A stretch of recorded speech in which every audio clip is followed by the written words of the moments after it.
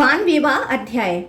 अविमुक्त क्षेत्र वाराणसी का महात्मा तथा श्री विश्वेश्वर पूजा विधि वर्णन। ऋषिगण बोले, हे महाबुद्धिमान सूत जी, यदि वाराणसी ऐसी पुण्यदायिनी है तो हम लोगों को उसका प्रभाव कृपा पूर्वक बताइए। हम लोगों को इस अविमुक्त क्षेत्र के उत्तम महात्मा को विस्तार पूर्वक विधि के अनुसार सुनने की बड़ी उत्सुकता है। सूची बोले, वाराणसी के अविमुक्त क्षेत्र के अति उत्तम महात्मा को मैं भली भांति संक्षेप में बता रहा हूँ। जैसे कि भगवान शिव ने कहा था, हे विपेंद्रो, मेरे तथा महात्मा ब्रह्मा के द्वारा 100 करोड़ वर्षों में भी विस्तार से इसका वर्णन नहीं किया जा सकता है। प्राचीन काल में विवाह करने के पश्चात नील लोहित भगवान शंकर ने हिमालय के शिखर से देवी पार्वती तथा गणेशों के साथ वाराणसी में पहुंचकर अपने अविमुक्तेश्वर लिंग का दर्शन कराया और वे वहीं रहने लगे। वाराणसी, कुरुक्षेत्र, श्री पर्वत, महालय, टुंगेश्वर और केदार, इन स्थानों में जो यति होता है वह दूसरे जन्म में पाशुपत योग सिद्ध हो जाने पर एक ही दिन में सम्यक ब्रह्मा ज्ञान संपन्न यति हो जाता है। अतः सब कुछ छोड़कर पाशुपत व्रत करना चाहिए और वहाँ देवोघान में वास करना चाहिए। शिवजी का उद्यान अत्यंत उत्तम है। रुद्र ने मन से एक परम सुंदर भवन का निर्माण किया है।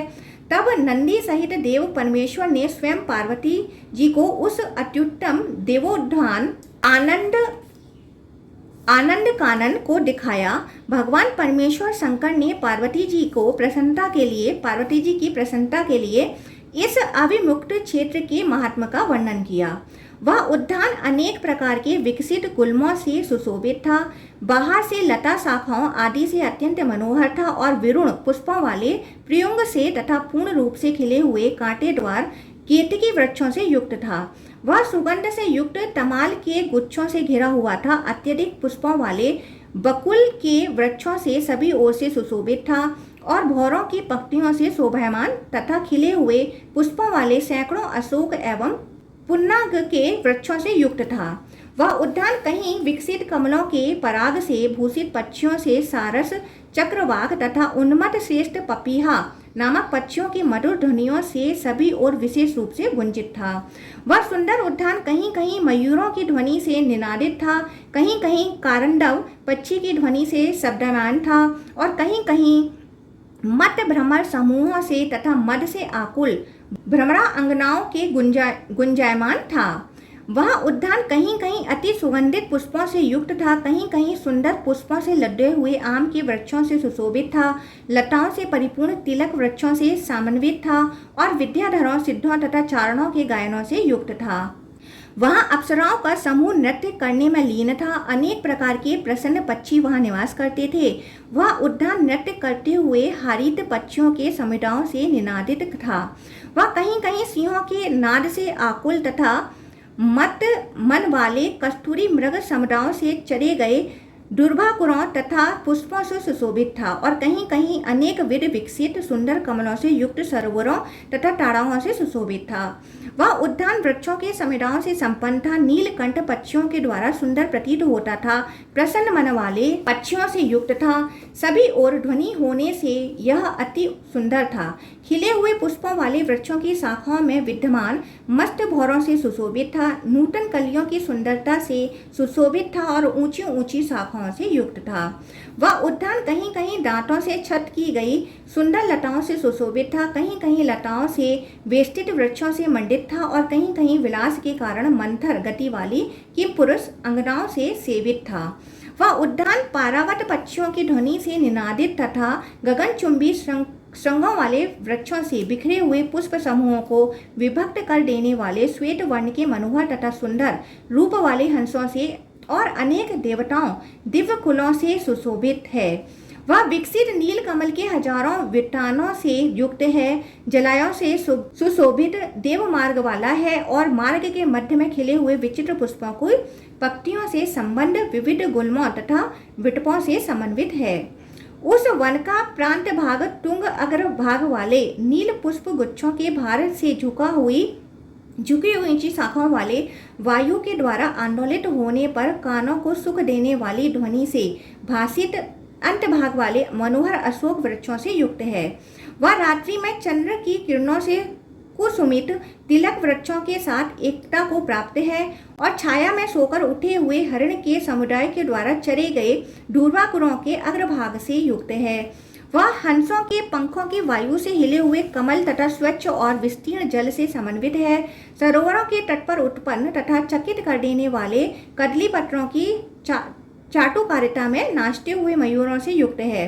कहीं पृथ्वी पर मयूरों के पंख में स्थित चंदा से अलंकृत भूभाग से सुशोभित है और स्थान स्थान पर छिपे हुए प्रमुदित मत तथा कीड़ा करते हुए हारित पक्षी समूह से सुशोभित है।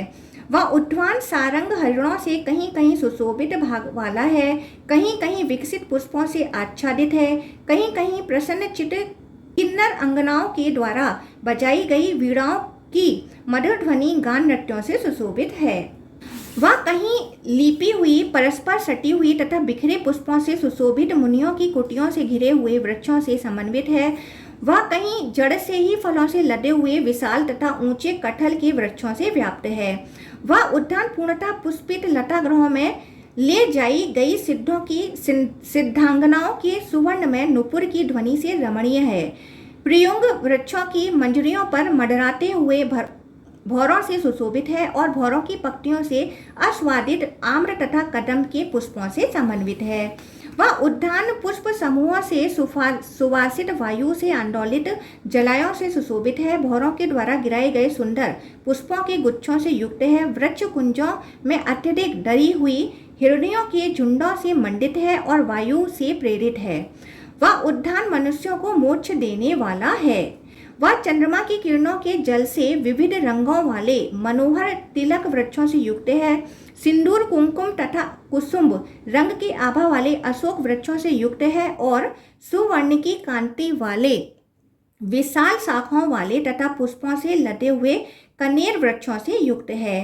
उस उद्यान की भूमि कहीं कहीं अंजन के चूर्ण के समान आभा वाले, कहीं विद्रुम के समान कांति वाले और कहीं सुवर्ण सदृश प्रभा वाले पुष्पों से आच्छादित रहती है थी। उस उद्यान में पुन्नाग के वृक्षों पर सैकड़ों पक्षियों की ध्वनि होती रहती थी। गुच्छों के भार से रक्त अशोक वृक्ष झुके रहते थे। रम्य सीमा स्थल पर थकान को हरने वाले भवन थे और खिले हुए कमलों पर भौरे मंडराते रहते थे। उस समय हिमालय पुत्री पार्वती और मत प्रसन्न तथा शरीर से पुष्ट प्रिय गणेशों के साथ विद्यमान संपूर्ण भवनों के भर्ता शिव ने अनेक विध विशाल वृक्षों वाले अत्यंत रम्य उपवन को देवी को दिखाया। शिवजी ने अत्यंत सुंदर वन्य पुष्पों से बनाए गए दिव्य आभूषणों से उपवन में गई हुई दिव्य देवी को सजाया और उन पार्वती ने भी अत्यंत सुंदर दिव्य पुष्पों से इन देवदेव शंकर को भक्तिपूर्वक अलंकृत किया। तदंतर उस अत्यंत रम्य उद्यान को देखकर नंदी आदि गणेशों के साथ देवताओं के लिए पूज्य देव शंकर की पूजा करके और उन्हें प्रणाम कर देवी पार्वती कहने लगी। श्री देवी बोली, हे देव, आपने परम शोभा से युक्त उद्यान को मुझे दिखाया। अब आप इस क्षेत्र के समस्त गुणों को मुझे बताने की कृपा करें। हे देवेश, हे देवदेव, हे वृषभध्वज, आप इस अभिमुक्त क्षेत्र का महात्मा पूर्ण रूप से बताएं। सूत जी बोले, हे ऋषियों, तब देवी का वह वचन सुनकर देवदेव श्रेष्ठ प्रभु उनके मुख कमल को सूंघ कर हंसते हुए पार्वती जी से कहने लगे। श्री भगवान बोले, वाराणसी नामक यह मेरा नित्य गुहात्म क्षेत्र है। यह सर्वदा सभी प्राणियों के मोक्ष का हेतु है। हे देवी, इस क्षेत्र में सिद्ध लोग सदा मेरे व्रत में स्थित रहते हैं और मेरे लोक की अभिलाषा करने वाले लोग नित्य अनेक विध लिंगों को धारण किए रहते हैं। अनेक प्रकार के वृक्षों से युक्त, अनेक प्रकार के पक्षियों से सुशोभित, कमल तथा उत्पल के पुष्पों से संपन्न, सरोवरों से अलंकृत और अप्सराओं तथा गंधर्वों से सेवित इस शुभ क्षेत्र में युक्तात्मा जितेंद्रिय लोग श्रेष्ठ योग का अभ्यास करते हैं। हे देवी, जिस कारण से मुझे यहाँ निवास करना अच्छा लगता है उसे सुनो। मुझ में अपने मन को स्थिर रखने वाला तथा मुझ में सदा सभी क्रियाएं अर्पित करने वाला मेरा भक्त जिस प्रकार का मोक्ष यहाँ प्राप्त करता है वैसा अन्यत्र कहीं भी नहीं। हे देवी, यहाँ मरने वाला प्राणी मोक्ष प्राप्त करता है। मेरा यह पूर्व दिव्य गुहा से भी गुहात्म तथा महान है। इसे ब्रह्मा आदि सिद्ध गण तथा मुक्ति के इच्छुक लोग जानते हैं। अतः यह परम क्षेत्र मेरी परम गति है। मैंने कभी भी इसका त्याग नहीं किया है और न तो कभी इसका त्याग करूंगा। अतः मेरा यह क्षेत्र अविमुक्त कहा गया है। नैमिषारण्य, कुरुक्षेत्र, हरिद्वार तथा पुष्कर में स्नान करने तथा वहां निवास करने से मोक्ष नहीं प्राप्त होता है, बल्कि यहाँ प्राप्त हो जाता है। अतः यह अन्य तीर्थों से विशिष्ट है। प्रयाग में अथवा यहाँ पर मेरे परिग्रह के कारण मुक्ति होती है। तीर्थों में अग्रणी श्रेष्ठ, प्रयाग से भी शुभ यह अविमुक्त क्षेत्र है। धर्म का सार तत्व सत्य है, मोक्ष का सार तत्व सम है, किंतु क्षेत्र तीर्थ के सार तत्व को ऋषिगण भी नहीं जानते हैं। इच्छा अनुसार खाता हुआ, सोता हुआ, क्रीड़ा करता हुआ तथा अनेक क्रियाएं करता हुआ भी प्राणी इस अविमुक्त क्षेत्र में प्राण त्याग करे तो वह मोक्ष प्राप्त करता है। यहाँ हजारों पाप करके पिशाच तत्व को प्राप्त होना मनुष्यों के लिए अच्छा है, किंतु काशीपुरी को छोड़कर स्वर्ग में 1000 बार इंद्र होना अच्छा नहीं है। अतएव मुक्ति के लिए इस अविमुक्त क्षेत्र में निवास करना चाहिए।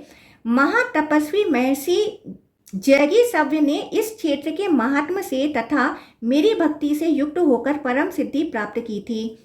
महर्षि जैगीसव्य की श्रेष्ठ गुफा योगियों की स्थली मानी जाती है। योगी लोग वहाँ सदा मेरा ध्यान करते हैं और वहाँ योग की अग्नि तीव्रता से प्रज्वलित होती रहती है।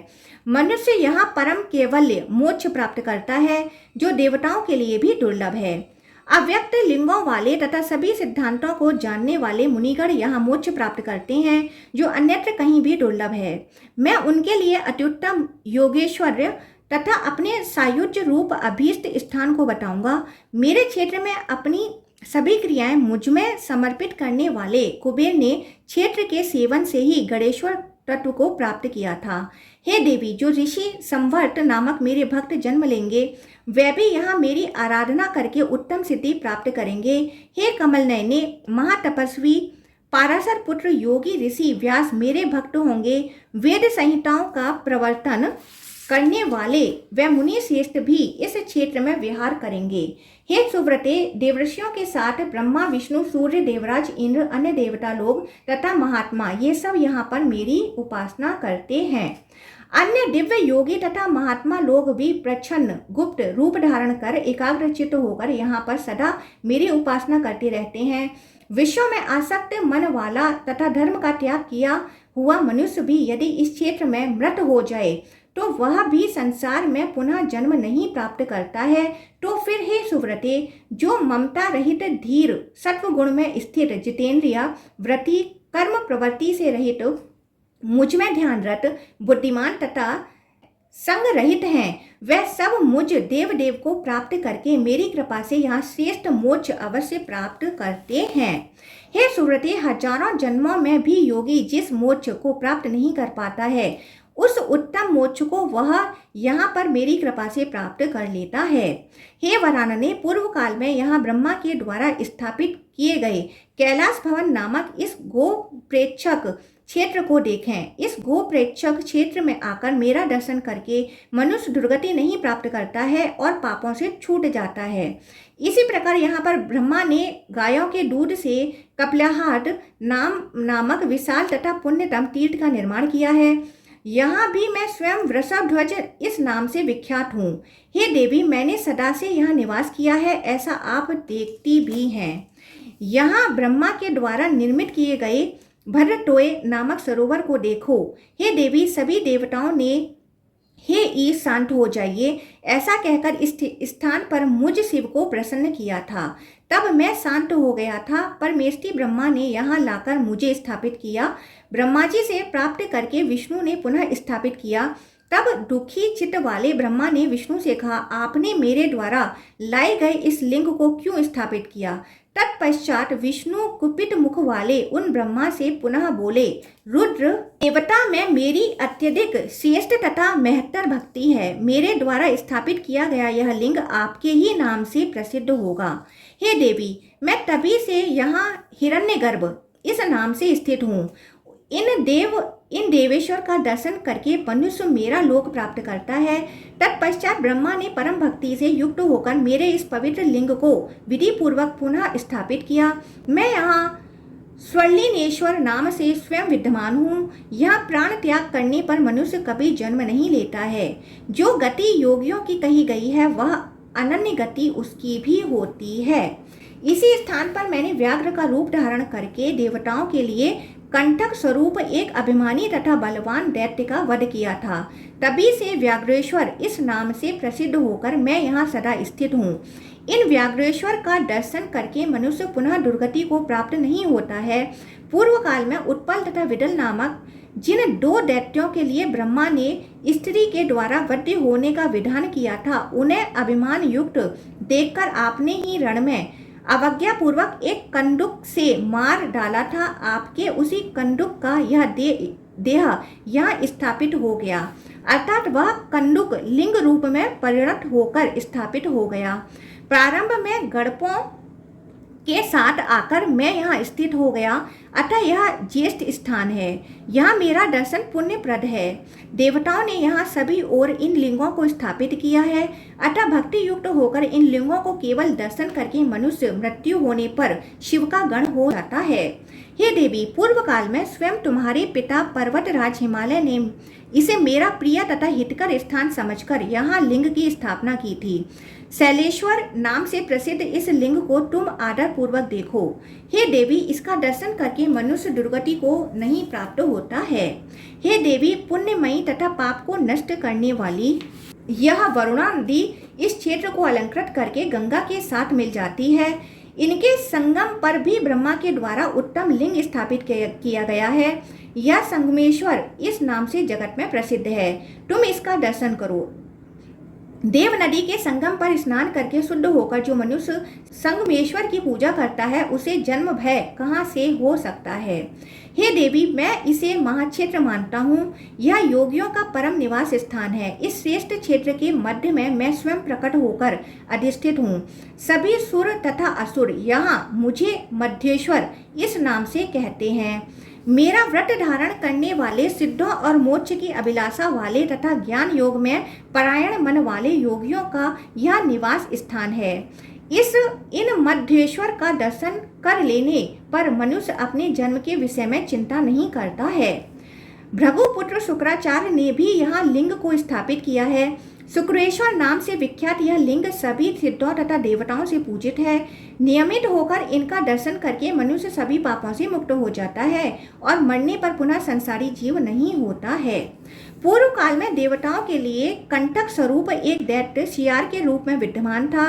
अपने बंधन से सशंकित उस दैत्य ने ब्रह्मा से वर प्राप्त करके गौमायु सियार का रूप धारण कर लिया था। हे पार्वती, मैंने उसका वध किया और तब मैं जम्बुकेश कहा जाने लगा। आज भी लोक में प्रसिद्ध तथा देवताओं और असुरों से नमस्कृत इन देवेश्वर का दर्शन करके मनुष्य समस्त कामनाओं को प्राप्त कर लेता है।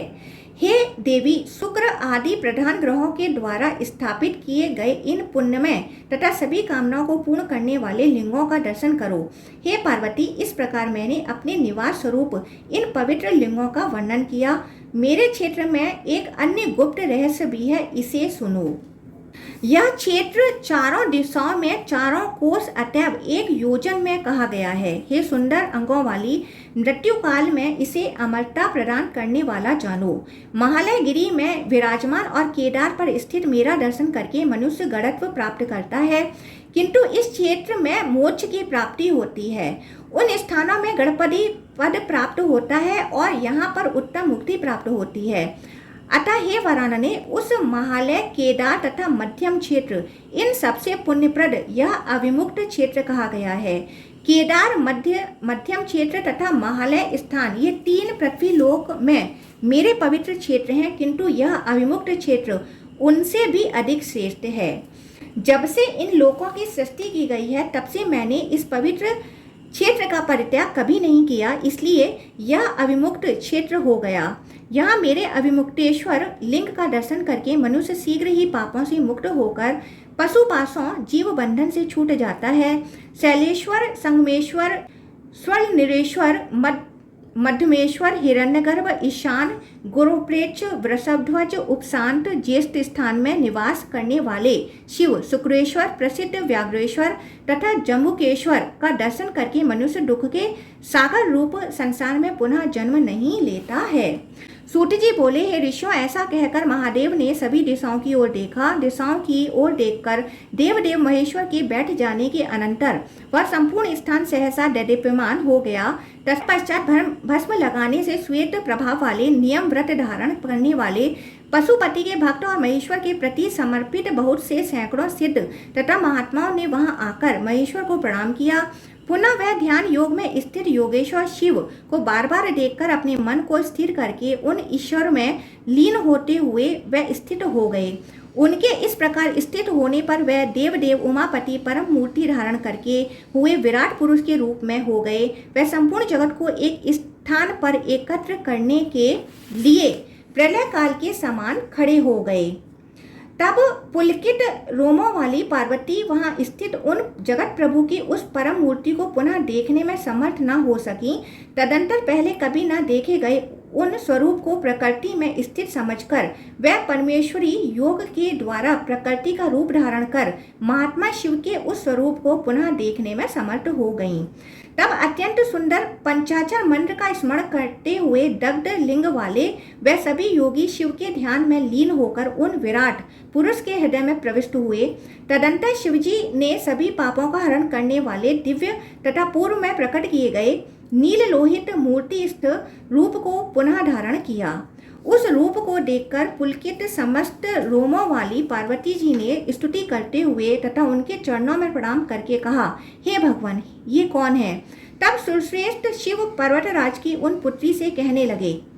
श्री भगवान बोले, हे भामिनी, मेरे व्रत का आश्रय लेकर जिन जिन भक्ति युक्त श्रेष्ठ ऋषियों ने यह योग का अभ्यास किया है, उनके एक जन्म में ही इस क्षेत्र के प्रभाव तथा उनकी भक्ति के कारण मैं स्वयं विग्रह रूप से इस प्रकार का अनुग्रह करता हूँ। अतः यह महान क्षेत्र ब्रह्मा आदि देवताओं, वेदज्ञ, श्रेष्ठ ब्राह्मणों, सिद्धों तथा तपस्वियों के द्वारा सेवित है। हे देवी, प्रत्येक महीने में दोनों पक्षों की अष्टमी तथा चतुर्दशी को वाराणसी में शिव की पूजा की जाती है। सूर्य ग्रहण तथा चंद्र ग्रहण के अवसर पर, विशेषकर कार्तिक महीने में पुण्यप्रद सभी पर्वों में, विषुवत एवं अयन संक्रांतियों में पृथ्वी पर स्थित सभी तीर्थ, वाराणसी में विद्यमान उत्तर वाहिनी पुण्यमयी मेरे सिर से निकली हुई तुम्हारे पिता गिरिराज हिमालय की पुत्री पुण्यमय स्थानों में विराजमान और सदा पुण्य दिशा की ओर प्रवाहित होने वाली पवित्र गंगा का सेवन करते हैं। हे वरानने, सभी ओर से आकर जो उन भागीरथी का सेवन करते हैं उन्हें सुनो। हे देवी, हे सुव्रते, कुरुक्षेत्र, पुष्कर, निमिष, प्रयाग, पृथुदक, दुर्म क्षेत्र, कुरुक्षेत्र, तीर्थमय, नैमिष, सभी क्षेत्र, देवता, ऋषिगण, संध्या ऋतुएं, सभी नदियां, सभी सरोवर, सातों समुद्र तथा समस्त देवतीर्थ एकीभूत होकर सैकड़ों तीर्थों सहित सभी पर्वों के अवसर पर भागीरथी में आकर मिल जाते हैं। और हे सुरेशानी, सभी पर्वों पर अभिमुक्तेश्वर तथा त्रिविष्टप का दर्शन करके पुनः काल भैरव पहुंचकर पूर्ण रूप से पाप मुक्त हो जाते हैं। पृथ्वी पर जो भी पवित्र तथा महान आयतन देवालय है, वह समस्त पर्वों के अवसर पर महापापों का नाश करने वाले श्रेष्ठ पुण्य में अभिमुक्त में आकर प्रविष्ट हो जाते हैं। केदार खंड में स्थित लिंग, महालय में स्थित लिंग, मध्यमेश्वर नामक लिंग, पाशुपतेश्वर, शंकुकर्णेश्वर, दोनों गोकर्णेश्वर, धूर्मचंडेश्वर, अत्युत्तम भद्रेश्वर, स्थानेश्वर, एकाग्रेश्वर, कालेश्वर, अजेश्वर, भैरवेश्वर, ईशान, ओमकारेश्वर, अमरेश्वर, महाकालेश्वर, ज्योतिष, भस्मागात्र आदि तथा अन्य जो प्रसिद्ध 68 मेरे पवित्र स्थान इस भूतल पर हैं एवं जो अन्य सभी लोक प्रसिद्ध स्थान है, वे सब वाराणसी में मेरे पास सभी पुण्यप्रद पर्वों पर आ जाते हैं।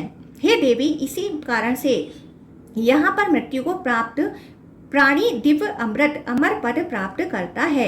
मैंने यह रहस्यमय बात कही है। हे सुबे, वाराणसी में गंगा में स्नान करके मेरा दर्शन करने से मनुष्य सैकड़ों हजारों समस्त यज्ञों के अभीष्ट फलों के समान फल शीघ्र ही प्राप्त करता है। इससे बढ़कर आश्चर्य क्या हो सकता है? हे देवी, स्वर्ग में, पृथ्वी पर तथा पर्वतों पर जो भी सभी प्रधान देव स्थान हैं, उनमें मेरे द्वारा बताए गए इस वाराणसी क्षेत्र को सबसे श्रेष्ठ जानो। ब्राह्मणों ने वेदों में वर्णित पाप को अवि शब्द से कहा है। यह क्षेत्र उस पाप से मुक्त है तथा मेरे द्वारा सेवित है, अतः इसे अविमुक्त कहा जाता है। ऐसा कहकर सभी लोकों के स्वामी भगवान रुद्र पुनः बोले, देवेशी, मेरे इस अविमुक्त निवास स्थान को भली भांति देखो। ऐसा कहने के बाद उन देवी को साथ लेकर भगवान उमापति ने उन्हें अत्युत्तम श्री पर्वत दिखाया और वह वहां अविमुक्तेश्वर में उनके साथ नित्य रहने लगे। सर्वत्र गमन की शक्ति से युक्त होने तथा सर्वव्यापी होने के कारण सर्वात्मा सत असत स्वरूप वाले देवताओं के स्वामी तथा सभी प्राणियों के स्वामी भगवान शिव उन देवी के साथ श्री पर्वत पर पहुंचकर वहां के पवित्र क्षेत्र दिखाने लगे।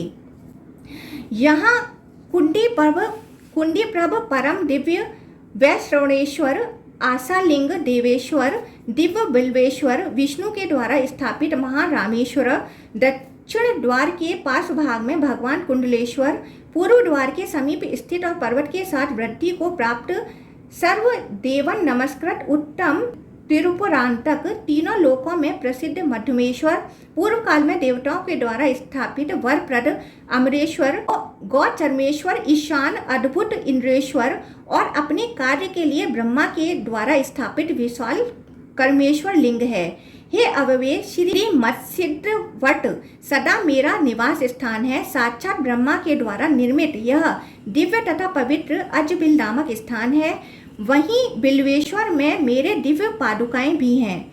वहाँ श्रृंगाटक पर्वत के मध्य शिखर पर श्रृंगाटक के आकार वाला त्रिकोण श्रृंगाटेश्वर नामक लिंग है, जो श्री देवी लक्ष्मी के द्वारा स्थापित किया गया है। यह मल्लिका अर्जुन लिंग मेरा शुभ निवास स्थान है। हे देवी, युगादि के परिवर्तित होने पर ब्रह्मा के द्वारा स्थापित रजेश्वर को, स्कंद के द्वारा स्थापित गजेश्वर को, अविनाशी कपोटेश्वर को तथा सबसे अधिक शुभ और करोड़ों रुद्र गणों के द्वारा सेवित कोटेश्वर नामक महातीर्थ को इस समय देखो। दक्षिण में ब्रह्मा के द्वारा तथा उत्तर में विष्णु के द्वारा स्थापित किए गए पाषाण निर्मित सुंदर द्विज देव कुल नामक लिंग को, पूर्व में मेरे द्वारा स्थापित महाप्रमाण लिंग तथा पश्चिम में पर्वत पर स्थित ब्रह्मेश्वर अल्वेश्वर नामक लिंग को देखो। महादेव ने ब्रह्मा से कहा था, हे ब्राह्मण, आपने मुनियों के साथ इसे अलंकृत किया है। ऐसा कहकर वह रुद्र उस ग्रह में स्थित हो गए, अतः उसे अलंग ग्रह कहा गया है। हे तीर्थज्ञ, वहां पर स्थित मेरे व्योम लिंग तीर्थ को भी देखो। कदम्बेश्वर नाम वाला यह तीर्थ स्कंद के द्वारा स्थापित किया गया है। नंद आदि के द्वारा विधिवत स्थापित गौमंडलेश्वर को भी देखो। हे वरानने, शोभा संपन्न देव हृद सरोवर के तट पर इंद्र आदि सभी देवताओं के द्वारा स्थापित किए गए मेरे इन स्थानों का अवलोकन करो।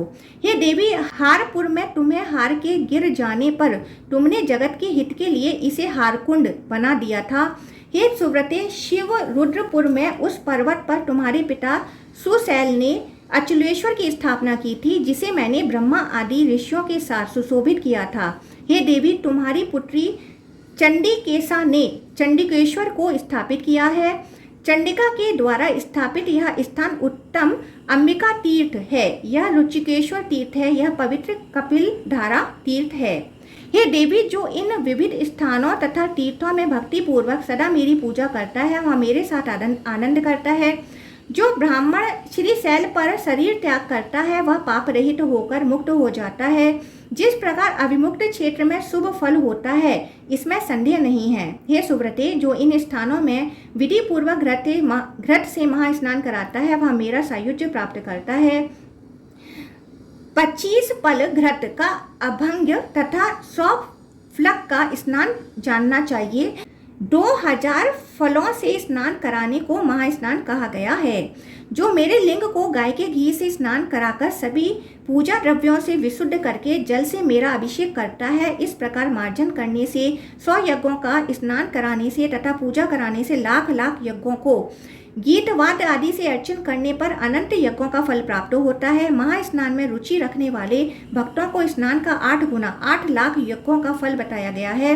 केवल जल से अथवा भक्ति पूर्वक गंध युक्त जल से अभ्यंग 25 फल से करना चाहिए। विधि पूर्वक समी पुष्प बिल्व पत्र कमल तथा अन्य पुष्प अर्पित करना चाहिए। बिल्व पत्र का त्याग कभी नहीं करना चाहिए। महादेव की पूजा 4 अथवा 8 ड्रोण पुष्पों से करनी चाहिए और 10 अथवा 8 ड्रोण नैवेद्य अर्पित करना चाहिए। धनहीन ब्राह्मण के लिए एक आड़क नैवेद्य का पुण्य 100 ड्रोण नैवेद्य के पुण्य के समान बताया गया है, इसमें संदेह नहीं करना चाहिए।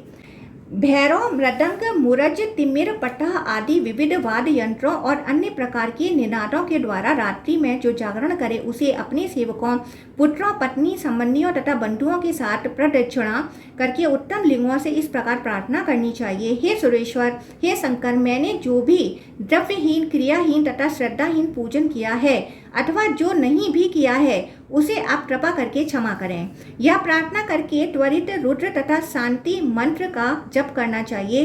पंचाक्षर के महाबीज का जप करके वह सभी तीर्थों में जाने तथा सभी यज्ञों को करने से जो फल होता है उस फल को प्राप्त कर लेता है और वाराणसी में मरने पर जो सायुज्य गति होती है मेरे उस सायुज्य को प्राप्त कर लेता है, इसमें संदेह नहीं है। हे देवी, मेरे भक्त को चाहिए कि मेरी प्रसन्नता के लिए विधि पूर्वक यह सब करे। जो ऐसा नहीं करते वह मेरे भक्त नहीं होते हैं, इसमें संदेह नहीं है। सूत जी बोले, हे ऋषियों, यह वचन सुनकर वाराणसी पुरी जाकर देवी ने दूध तथा घी से अभिमुक्तेश्वर लिंग को स्नान कराकर भुवन नायक देवेश रुद्र का अर्चन किया और अभिमुक्त काशी में तपस्या के द्वारा मंदर पर्वत पर एक सुंदर कंदरा में महात्मा मंदिर का क्षेत्र निर्मित किया। वहां प्रभु शिव ने हिरण्याक्ष के पुत्र महादैत्य अंधक पर अनुग्रह करके लीला पूर्वक उसे गणत्व प्राप्त कराया था। हे ऋषियों, इस प्रकार मैंने आप लोगों से आदर पूर्वक संपूर्ण कथा सार कहा। जो मनुष्य इस क्षेत्र के उत्तम महात्मा को पढ़ता अथवा सुनता है वह सभी क्षेत्रों में वास का जो पुण्य होता है वह सब तत्काल प्राप्त कर लेता है, अथवा जो सभी पवित्र तथा जितेंद्रिय द्विजों को सुनाता है वह भी समस्त यज्ञों का फल प्राप्त कर लेता है। इस प्रकार श्रीलिंग महापुराण के अंतर्गत पूर्व भाग में वाराणसी श्री शैल महात्म कथन नामक 92वां अध्याय पूर्ण हुआ।